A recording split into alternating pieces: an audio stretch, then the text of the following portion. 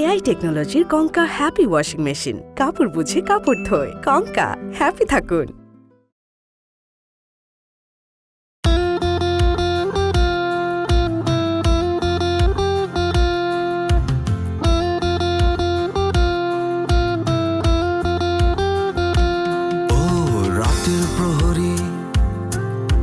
সাইকেলে টুনটুন বাসিতে ফুরুত দিলাম তোমায় ছুটি, কাজ কি তোমার ভর দুপুরে ডাকাত পড়েছে ঘরে, ডাকাত আমার ধরছে চেপে টুটি। ও রাতের প্রহরী সাইকেলে টুনটুন বাসিতে ফুরুত দিলাম তোমায় ছুটি।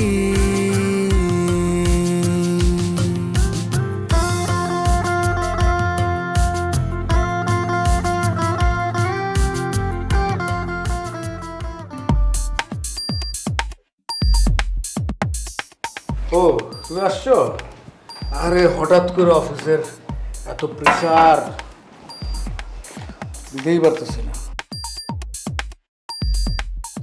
আমাকে ডাকছো কেন? তোমাকে এই পর্যন্ত যা যা বলছি মিলছে না? তোমাকে শুরুতে বলছি সাবধান, প্রতিটা স্টেপ বুঝে শুনে ফেলতে হবে।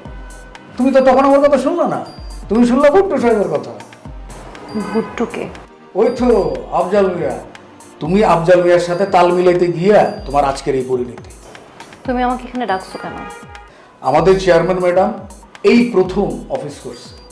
অফিসে অনেকগুলো প্রজ্ঞাপন জারি করা হয়েছে, তার মধ্যে সবচেয়ে ইম্পর্টেন্ট প্রজ্ঞাপন হলো মিস সোনিয়া আক্তারকে সাময়িকভাবে অফিস থেকে বরখাস্ত। মানে অফিসিয়াল ভাষায় বললাম, মানে তোমাকে অফিস থেকে বরখাস্ত করা হয়েছে। আমি জানতে চাইছি তুমি আমাকে এখানে ডাকছো কেন? প্রজ্ঞাপন নাম্বার 2, আশরাফুল আলম পিন্টুকে অর্থাৎ আমাকে অডিও ফাঁসের তদন্ত কর্মকর্তা হিসেবে নিয়োগ দেওয়া হলো। মানে আমি তোমার তদন্ত অফিসার। তুমি আমার সাথে ফাইজলামি করতে আসছো? মানে তুমি একজন তদন্ত কর্মকর্তা, তুমি আমাকে প্রশ্ন করবে আর আমি তোমাকে উত্তর দিব, এরকম কিছু? হ্যাঁ এরকম। শোনো, তুমি প্রতিবেদন দাখিল করে দাও, আমি একজন অপরাধী, আমাকে স্থায়ীভাবে বরখাস্ত করা হোক। তুমি রাগ করতেছো কেন? রাগ করবো না। শোনো, আমি যদি মন গড়া রিপোর্টটা দিতাম তাহলে তো তোমাকে এখানে ডাকতাম না। সেটাই তো আমার কাছে রহস্য লাগতেছে, তুমি আমাকে এখানে আসতে বলছো কেন?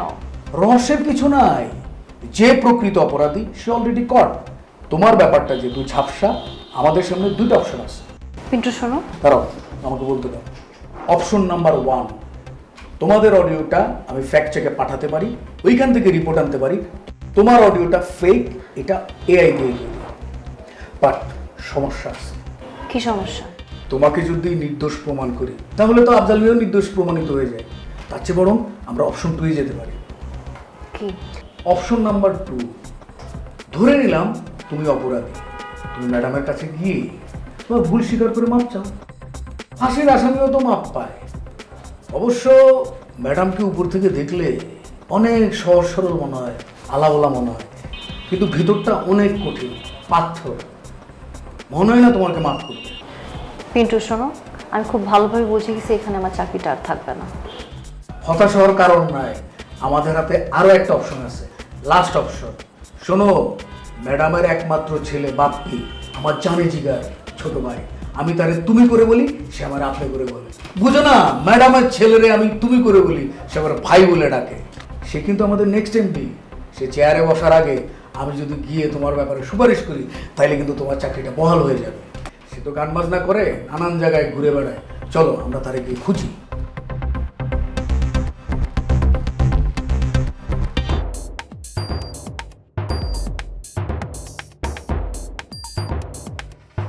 দাদা, কোথায় যাচ্ছিস? জানি না। আমি জানি, আমার কাছে খবর আছে তুই তোর বাপ্পির কাছে যাচ্ছিস। বাহ, ভালো তো। শুধু তাই না, গতকাল বুয়াকে দিয়ে তুই তোর পছন্দের খাবার রান্না করিয়েছিস। বুয়া টিফিন ক্যারিয়ার হারায় ফেলছিল, তুই রাগ করছিস। এরপর মার্কেটে যায় গতিময় স্টোর থেকে নতুন টিফিন ক্যারিয়ার কিনছিস। এরপর টিফিন ক্যারিয়ার ভর্তি করে খাবার নিয়ে তুই বাপ্পিকে খাওয়াইছিস। আমি সব জানি, আমার কাছে সব খবর আছে। আপা বুঝলাম, তুমি আমার উপরে অনেকগুলো সিসি ক্যামেরা ফিট করে রাখছো, তো এখন কি করব? একটা লাফাঙ্গা পোলা যার বাপ থাইকাও নাই, মা থাইকাও নাই, রাস্তায় খায় রাস্তায় ঘুমায়, তার সাথে তোর কোনো রিলেশন হইতে পারে না। আমি আজকে থেকে তোর আর ওর রিলেশন ব্রেকআপ ঘোষণা করলাম। স্বপন, এই স্বপন, বাংলা সিনেমা স্টাইলে ওরা এখনই একটা রুমের মধ্যে আটকায় রাখ।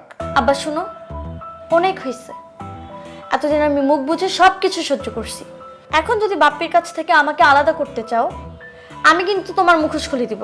তুই কাকে ভয় দেখাচ্ছিস? আমি পলিটিক্স করি, মাঝে মাঝে চান্দা তুলি, সবাই জানে। তুই কাকে বলবি? বলে লাভ কি? Open secret. আমি তোমার চান্দা নিয়ে কিছু বলিনি, সেটা তোমার মুখ। আমি মুখোশের কথা বলছি। আমি যদি তোমার মুখোশ খুলে দেই, তুমি সত্যি সত্যি বিপদে পড়বা। মানে কি? তুই কি বলতে চাস? আমার কাছে তোমার এমন একটা অডিও আছে যা ফাঁস করে দিলে এই সমাজে তুমি মুখ দেখাতে পারবা না। কোন অডিওর কথা বলছিস? তোমার একটা বিখ্যাত গল্প আছে না, ওই যে আমি ছোট ছিলাম, হাফ প্যান্ট পরতাম, আমার মা সুইসাইড করছিল। হ্যাঁ, করছিল তো, ঘটনা সত্য। আংশিক সত্য, সে স্বইচ্ছায় সুইসাইড করে নাই, তুমি তাকে বাধ্য করছো। তোকে এইসব কথা কে বলেছে? শিউলি আক্তার, তোমার সাবেক, আমার মায়ের খুব ঘনিষ্ঠ বান্ধবী ছিল। সে প্রায়ই আমাদের বাসায় আসতো। তুমি যখন শিউলি আন্টির প্রতি দুর্বল হয়ে পড়লা এবং তার সাথে ডেটিং করা শুরু করলা, তখন আমার মা জেনে গেছিল, প্রতিবাদও করছিল। আর এই কারণে তুমি আর শিউলি আন্টি মিলে আমার মাকে যা ইচ্ছা তাই বলে অপমান করছিলা। আমার মা সেটা মেনে নিতে পারেনি। তোর কথা আংশিক সত্য। শিলু নামে তোর মায়ের এক বান্ধবী ছিল, সে এখন কানাডা থাকে, তার স্বামী আছে, সংসার আছে। কিন্তু তুই যা বলতেছিস তার কোনো প্রমাণ আছে? অবশ্যই আছে। আমার মা যেদিন মারা যায় তার আগের দিন, সেই দিন এবং তার পরের দিন তুমি শিউলি আন্টির সাথে যা যা ফোন আলাপ করছিলা সব রেকর্ড আমার কাছে আছে। সেই অডিও রেকর্ড তুই কোথায় রাখছিস? আব্বা, এসব নিয়ে তুমি আমাকে চাপ দিবা না। তুমি তোমার মতো থাকো, আমাকে আমার মতো থাকতে দাও প্লিজ। মা, আমি তোকে অনেক ভালোবাসি মা। তোর মা মারা যাওয়ার পর ওই শিউলি আমাকে বিয়ে করতে চেয়েছিল, আমি করিনি। তোর মুখের দিকে তাকিয়ে মা, আমি কাউকেই বিয়ে করিনি। আমিও মামলা দিইনি। আমি চাইলে আম্মুকে আত্মহত্যা বাধ্য করার জন্য তোমার নামেও 306 ধারার মামলা করতে পারতাম, এখনো পারি। মারে, বিশ্বাস কর আমি নির্দোষ। তুই আমার অডিওটা ফেরত দে না মা। আব্বা, আমি তোমার সাথে এই বিষয়ে পরে কথা বলবো। আমি এখন বাইরে যাচ্ছি, আমার জরুরি কাজ আছে। টাটা।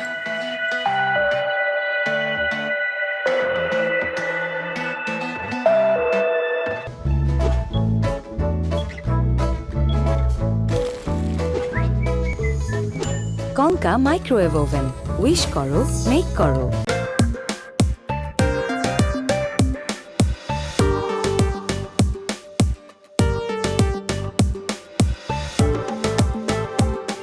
আসসালামু আলাইকুম। ভাইজান, আমি একটা লোককে খুঁজতেছি আর কি, একটু এলোমেলো দেখতে। দেখতে গামজুটির মতো। গাঞ্জুটি না, মানে চুল বড়, মাথায় ক্যাপ পরে, গিটার বাজায়, এরকম কাউকে দেখছেন আপনি? হ্যাঁ, উনি মাঝে মধ্যে এখানে খেতে আসে। এখানে আসে? এখানে আসে, খেতে আসে। আচ্ছা ভাই, কোথায় গেলে পাবো? আজকে উনি আসে না, হয়তো বা আপনি দেখতে পারেন। সোজা যাবো, ওদিকে গেলে পাইতে পারি? স্যার চলো। এই ভাই, ওই এদিকের মানে গান গায় এরকম কাউরে দেখছেন? না, একটু চুল টুল এলোমেলো। আর গাঞ্জা খায়। আরে না, গান্দা না, মানে একটু গান বাজনা করে এরকম কারোরে দেখছেন? ভাই আসেন কেন আপনার? গিটার নিয়ে ঘুরে। ভাইজান, ভাইজান একটা লোকরে আমি খুঁজতেছি। ওয়ালাইকুম সালাম। একটা লোকরে আমি খুঁজতেছি, ওটু গান টান গায়, একটু চুল এলোমেলো। দেখতে গামজুটির মতো। আরে না, ওই দেখছি একটা রিক্সাওয়ালা আছে, কালো কালো মাথায় ক্যাপ পরে। মাথা ক্যাপ করে। হ্যাঁ, কোন দিকে? এখন আর এই লোকে আপনার এই মাজার আছে, হ্যাঁ, এই মাজারের ওই জায়গায় মানে জিজ্ঞেস করলে ওই জায়গায় পাওয়া আচ্ছা চলেন চলেন। পিন্টু, বাপ্পিকে পাইছো? জি না ম্যাডাম, এখনো পাই নাই, তবে ইনশাল্লাহ পেয়ে যাবো। ম্যাডাম, আমরা সারাশি অভিযানের ভিতরেই আছি। কোথায় খুঁজতেছো? ঢাকা শহর কি ছোট? উল্টা পাল্টা খুঁজলে হবে? না না ম্যাডাম, উল্টা পাল্টা খুঁজতেছি না ম্যাডাম। বাপ্পি স্যার যেসব জায়গা দিয়ে হাঁটে, যেখানে বসে, যেখানে চা খায়, যেখানে ভাত খায়, যেখানে ঝিমায়, ওই সব জায়গাকে টার্গেট করে আমরা খুঁজতেছি। তুমি কি একা খুঁজতেছো? না ম্যাডাম, আমি একা খুঁজতেছি না, আমার সাথে তো আমাদের টিম আছে, আমরা সবাই মিলে একসাথে খুঁজতেছি। আচ্ছা শোনো, তোমার টিম তোমার টার্গেট মতো খুঁজুক, আর তোমাকে আমি একটা মেয়ের নাম্বার দিতেছি, তুমি তার সাথে যোগাযোগ করার চেষ্টা করো। আমার ধারণা ওই মেয়েটাকে পাইলে তুমি বাপ্পিকেও পাওয়া যাবা। ম্যাডাম, আপনি কি সেজুতি ম্যাডামের কথা বলতেছেন? হ্যাঁ, তুমি কি ওকে চেনো? ম্যাডাম অবশ্যই চিনি, কিন্তু তার নাম্বারটা আমার কাছে নেই। আপনি যদি প্লিজ একটু নাম্বারটা পাঠাতেন। শোনো, বাপের কিন্তু মাথা সবসময় গরম থাকে। এমন কিছু করবা না যাতে তোর মাথাটা বিগড়ে যায়। যা করার সাবধানে ডিল করবা। জি ম্যাডাম, আপনি কোনো টেনশন করবেন না, পুরো ব্যাপারটা আমি ঠান্ডা মাথায় হ্যান্ডেল করতেছি। আচ্ছা রাখো, তোমাকে নাম্বারটা টেক্সট করে দিতেছি। আচ্ছা, আসসালামু আলাইকুম ম্যাডাম। আচ্ছা।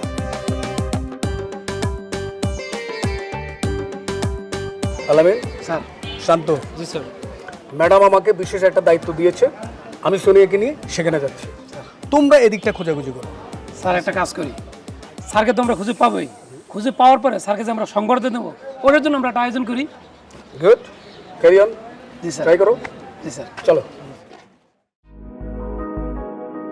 বাপ্পি, তোমার অফিসে একজন লোক আছে না, ওই যে প্রায় তোমার সাথে দেখা করতে আসে। পিন্টু ভাই? হ্যাঁ হ্যাঁ, পিন্টু ভাইয়া। পিন্টু ভাই আমাকে ফোন করেছিল। পিন্টু ভাই তোমাকে ফোন করবে কেন? কি বলছে সে? তোমাকে নাকি খুঁজে পাচ্ছে না, তোমার ঠিকানা জানতে চায়। তুমি কি বলে দিছো আমি এই জায়গায় আছি? না বলি নাই, বললো যে আবার ফোন দিবে, তখন বলবো।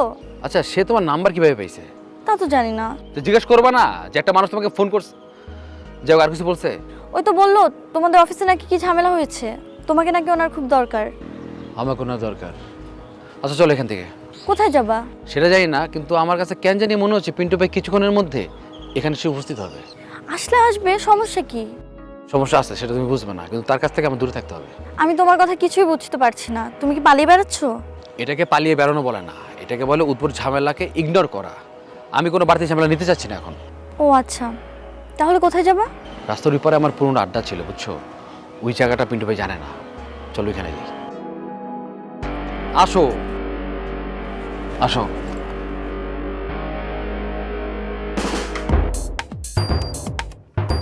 স্বপন, কি হয়েছে রে? আসসালামু আলাইকুম। ওয়ালাইকুম সালাম। তোমার নাম কি? সোনিয়া। সে যদি ম্যাডাম বাসায় আছে? সে যদি পিচ্ছি মেয়ে, সে ম্যাডাম হইলো কিভাবে? তুমি কোথায় থাকো, মানে বাসা কোথায় তোমার? প্রোটোকলে। কি মানে এমডি স্যারের প্রোটোকলে সে যদি ম্যাডাম। এমডি স্যার কি বাসায় আছে? আরে কোন এমডি? কিসের এমডি? লায়ন লিমিটেডের নবনিযুক্ত মাননীয় এমডি স্যার রেদওয়ান চৌধুরী বাপ্পি। সে এখানে থাকবে কেন? তুমি জানো তুমি কোথায় আসছো? আমি কে তুমি চেনো? স্বপন, উনি অত্র এলাকার নেতা, ওনার কথায় ফুটপাতের সমস্ত দোকানদার ওঠে আর বসে। জি আঙ্কেল, সে যদি ম্যাডাম বাসায় না? স্বপন, জি বস। সে যদি বাসা থেকে বের হয়ে গেছে, আমি নিশ্চিত ও জানে সে যদি কই আছে। ওরে এইখান থেকে নিয়ে আমার স্পেশাল রূপে আটকা, ওইখানে বাটাম চলতে থাকুক। যতক্ষণ না স্বীকার করে সে যদি কই আছে, ততক্ষণ বাটাম চলতে থাকবে। বস উনি? ও সুন্দর, ও থাকুক, ওর সাথে একটু গল্প করি। এইটাকে নিয়ে যা, নিয়ে যা। ওঠেন ওঠেন, আসেন আসেন আসেন আসেন আসেন আসেন। এই এই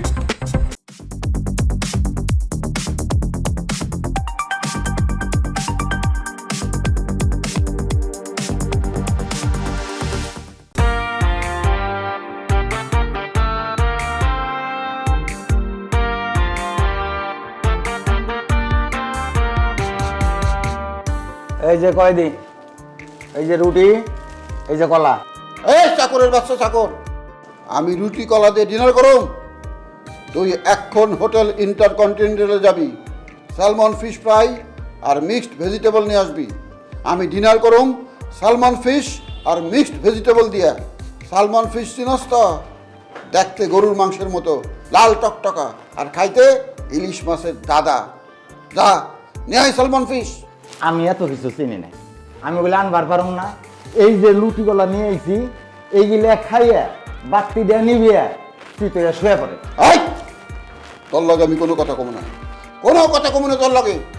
তুই তো চেয়ারম্যানের ডাক, ডাক তো চেয়ারম্যান রে, এর লগে কথা কমু। তোর লগে কি এর কথা রে? এখানে বিশৃঙ্খলা কিসের? দেন ম্যাডাম, আমি রুটিগুলা নিয়ে আইছি, সেগুলা খাইব না। এটা ভদ্র মহিলার বাসা, এখানে চিৎকার চেঁচামেচি করা যাইব না। কেডা কইছে ভদ্র মহিলার বাসা? এটা চক্রান্তকারীর বাসা। কে চক্রান্ত করলো? তোমার ছেলে, তোমার ছেলে চক্রান্তকারী, তুমি চক্রান্তকারীর মা। আমার ছেলে? বাপ্পি তোমার বিরুদ্ধে চক্রান্ত করছে? এই চক্রান্ত করে নাই তোমার ছেলে। তোমার ছেলে ক্ষমতা লোভী, একটা কালপ্রিট, একটা বাটপার। আমার চেয়ার দখল করার জন্য, আমার ক্ষমতা গ্রহণ করার জন্য যত প্রকার বাটপারি করা দরকার সে সব করছে। সে বাটপারের বাচ্চা বাটপার। ভুল তো আমিই করছিলাম। একটা ডিভোর্সি মহিলার বিয়ে করছি, খালি ডিভোর্সি না, সাথে একটা বাচ্চাও আছে। এখন তার শাস্তি পেতেছি। আমার সেই উদারতা, সেই মহানুভবতার কোনো মূল্য নাই তোমার কাছে। একটা জানোয়ার ছেলের জন্য তুমি আমার বন্দি করে রাখছো। কিন্তু আজকে তুমি আমার ছেলেকে যে অপবাদ দিলা, যে ভাষায় গালিগালাজ করলা, আমি তোমারে কোনোভাবে মাফ করবো না। এরপরে তোমার সাথে আর এক ছাদের নিচে বাস করা অসম্ভব। তোমার ছেলে যে একটা মানুষ, সেই যে আমার বিরুদ্ধে চক্রান্ত করতেছে, তুমি আমার মুক্তি দাও, আমি প্রমাণ করে দেব। মুক্তি চাও? আমি তোমার মুক্তির ব্যবস্থা করতেছি।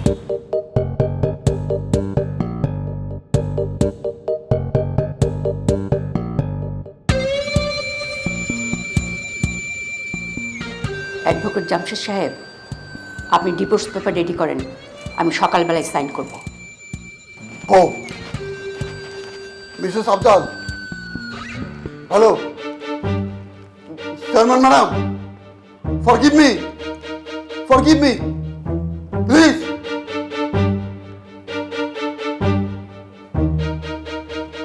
মা,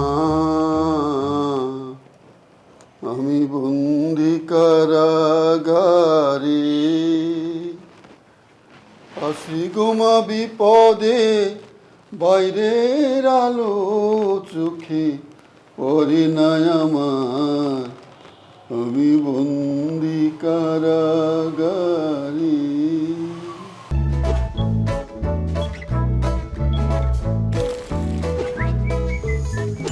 কঙ্কা মাইক্রোওয়েভ ওভেন, উইশ করো, গ্রিল করো।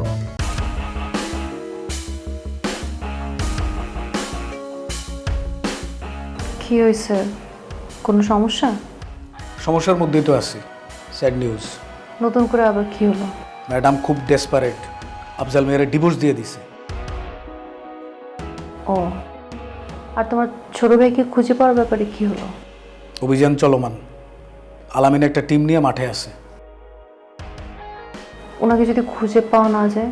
তাকে তো খুঁজে পাইতে হবে। তাকে খুঁজে না পেলে তোমারও সমস্যা, আমারও সমস্যা। আমারটা তো বুঝলাম, কিন্তু তোমার কি সমস্যা? ম্যাডাম অনেক আশা করে আমাকে দায়িত্বটা দিচ্ছে। আমিও ম্যাডামকে আশ্বস্ত করছি যে আমি তাকে খুঁজে বের করব। এখন যদি আমি তাকে খুঁজে বের করতে না পারি, তাইলে কি আমার প্রমোশনটা হবে? চাকরি তো থাকবে না। ও আচ্ছা। তোমাকে একটা প্রশ্ন করি। কি? তুমি আমার সাথে প্রেম করা অবস্থায় ওই লোকটার সাথে রিলেশনে জড়াইলে কেন? এই ক্রাইসিসের মধ্যে থাকা অবস্থায় তোমার এই উত্তরটা জানা কি খুব জরুরি? হ্যাঁ, আমার জানতে হবে, কারণ আমি রাতের বেলা ঘুমাইতে পারতেছি না, খুব প্যারা লাগতেছে। তোমার সাথে আমার প্রেম কতদিনের? 2 বছর। আমি 5 বছর আগে ঢাকায় আসছি। ঢাকায় এসে আমি অনেক জায়গায় ইন্টারভিউ দিছি, এবং ফাইনালি যখন আমি একটা অফিসে চাকরি পাইছি, ওখানেও আমি একটা আফজাল মিয়া পাইছি। সেখানে উনি নানান আকার ইঙ্গিতে, তার নানান ব্যবহারে আমাকে বুঝাইছে তার সাথে যদি আমি চা খাই তাহলে আমার প্রমোশন হবে, তার সাথে যদি আমি ঘুরতে যাই তাহলে আমার ইনক্রিমেন্ট বাড়বে। কিন্তু আমি তো নাতে না মিলাইছি, আমি তো কম্প্রোমাইজ করি নাই। ওই চাকরি আমার কতদিন টিকছে জানো? কতদিন? 3 মাস। এরপর আমি 4 মাস বেকার ছিলাম। 4 মাস পর যখন আমি নতুন একটা চাকরি পাইছি, সেখানেও আমি একটা আফজাল মিয়া পাইছি। না, আফজাল মিয়া সিনিয়র, তার বউ আছে, বাচ্চা আছে, সাজানো গোছানো সংসার আছে, উনি নাকি আমাকে বিয়ে করবে। তুমি বলো, ইজ ইট পসিবল? সেই চাকরি আমার কতদিন টিকছে জানো? কতদিন? 6 মাস। এরপর 6 মাস আমি বেকার ছিলাম, ট্রমাটাইজড হয়ে গেছিলাম। চাকরির কথা শুনলে ভয় লাগতো। কিন্তু এভাবে কতদিন আমি বেকার থাকবো? গ্রামে তো আমার মা আছে, অসুস্থ বাবা আছে, ছোট ভাই বোন আছে, সবার দায়িত্ব তো আমার কাঁধে। ফাইনালি যখন এই চাকরি পেলাম, তখন আমি ডিসাইড করে ফেলছি এভাবে আর না না করা যাবে না, তাই আমি আফজাল মিয়ার হ্যাঁতে হ্যাঁ মিলাইছি। আলামিন বলো, কি পাওয়া গেছে? কোথায়? রেল লাইনে কি করে? আচ্ছা শোনো, ব্যান্ড পার্টি রেডি আছে, ব্যানার, ফুলের মালা। শোনো, আমি না আসা পর্যন্ত তোমরা কিন্তু কাছে যাবা না, কামড় দিতে পারে। ওকে? আচ্ছা ঠিক আছে, চলো। পাগলটাকে পাওয়া গেছে। কোন পাগল? কে কামড় দিবে? ওই যে আমাদের নিউ এমডি, ওই যে আমার প্রাণের ভাই বাপ্পি। উনি কামড় দেয় নাকি? আরে আলামিনকে বলছি আর কি, কারণ আছে। চলো আসো। ও রাতের প্রহরী, সাইকেলে টুনটুন, বাঁশিতে ফুরুত, দিলাম তোমায় ছুটি, কাজ কি তোমার? ভর দুপুরে ডাকাত পড়েছে ঘরে, ডাকাত আমার ধরছে চেপে টুটি। ও রাতের প্রহরী, সাইকেলে টুনটুন, বাঁশিতে ফুরুত, দিলাম তোমায় ছুটি।